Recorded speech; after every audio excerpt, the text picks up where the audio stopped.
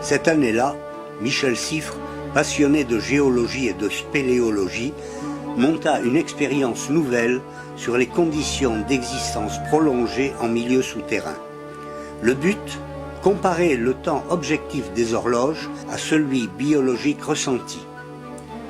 Comment vit-on sans repère jour-nuit? Comment se comporte le sommeil sans ses repères?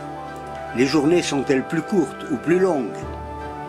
La NASA fut intéressée au plus haut point par cette expérience, les astronautes devant vivre en effet en dehors du cycle naturel de nos 24 heures. Pour couvrir l'événement, Télé Monte Carlo avait dépêché sur place, à la sortie du gouffre du Scarasson, au nord des Alpes-Maritimes, le jeune caméraman débutant Gilbert Bianchi, dont c'était le tout premier reportage important de sa carrière.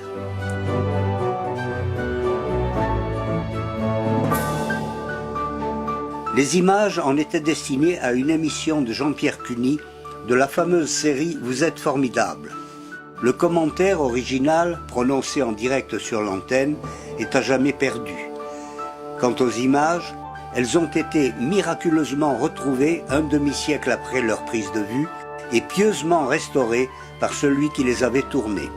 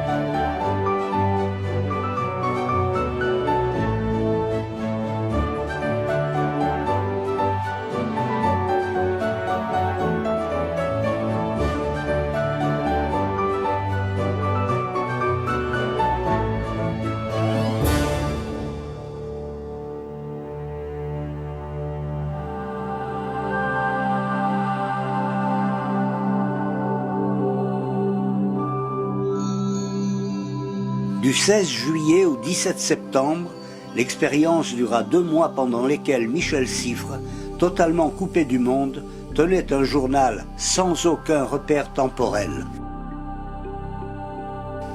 Quand, le 17 septembre, on l'informa de la fin de l'expérience, Michel Siffre se croyait au 20 août, soit un décalage de 28 jours sur 2 mois. Le temps psychique est donc beaucoup plus lent que celui des horloges.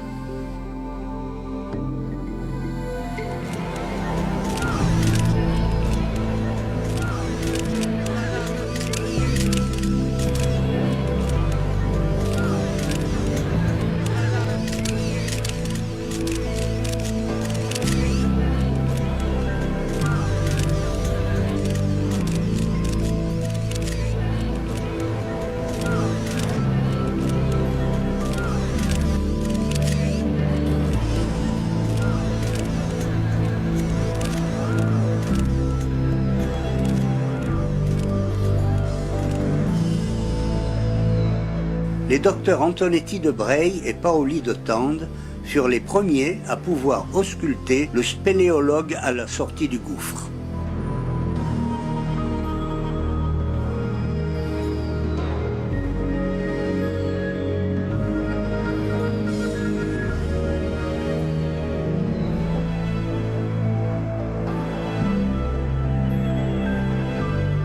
Michel Siffre confia son profond étonnement à propos de l'estimation du temps hors du cadre naturel dans un milieu sans succession des jours et des nuits.